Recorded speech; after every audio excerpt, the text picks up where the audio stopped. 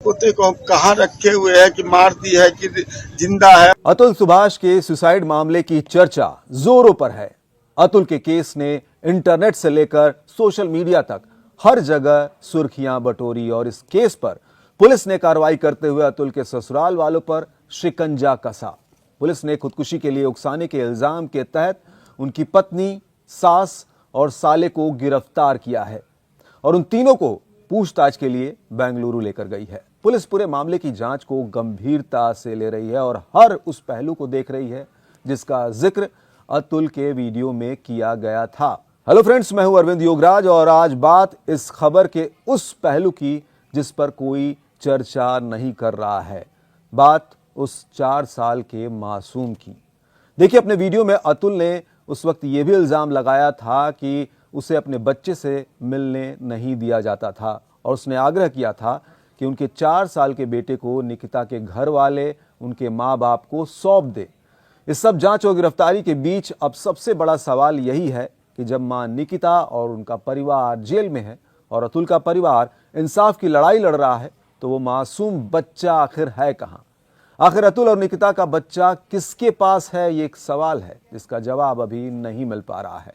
अतुल और निकिता के 4 साल के बेटे का पता किसी को भी नहीं है, लेकिन अतुल के सुसाइड वीडियो और नोट में एक चौथे शख्स का भी जिक्र है जो कि पुलिस की गिरफ्त से फिलहाल बाहर है। वो चौथा शख्स है निकिता का चाचा सुशील सिंघानिया। सुशील कहां फरार है, इस बात की जानकारी किसी को नहीं है। अब ऐसे में सवाल उठता है कि कहीं ऐसा तो नहीं कि निकिता के चाचा के पास ही वो 4 साल का मासूम हो।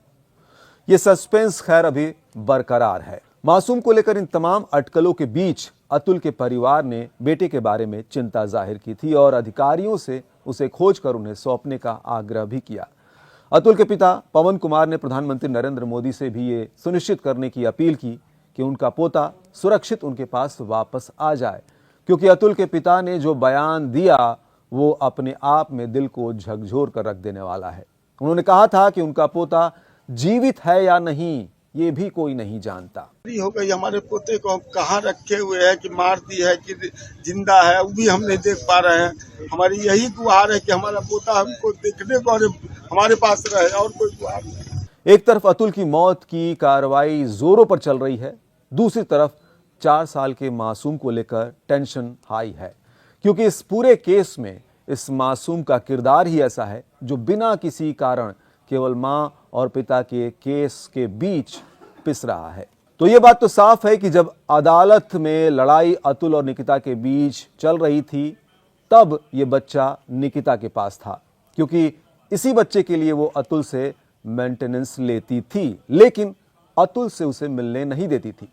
अतुल ने अपने आखिरी वीडियो में ये चिंता जाहिर की थी कि उसकी पत्नी और उसके ससुराल वाले उसके बेटे को एक अच्छे वैल्यूज के साथ नहीं पाल पाएंगे, इसलिए उसने मांग की थी कि निकिता बच्चे को अतुल के घर वालों को सौंप दे। अतुल अब इस दुनिया में नहीं है, अतुल की पत्नी जेल में है, अतुल के माँ बाप अपने पोते के लिए रो रहे हैं, साथ ही बेटे को न्याय दिलाने के लिए संघर्ष कर रहे हैं। अगर वाकई में देखा जाए तो इस सवाल का जवाब दोनों के घर वालों के पास नहीं है। उधर निकिता ने अपनी पूछताछ में बेटे को लेकर कुछ कहा भी है या नहीं, ये भी जानकारी अभी साझा नहीं की गई है।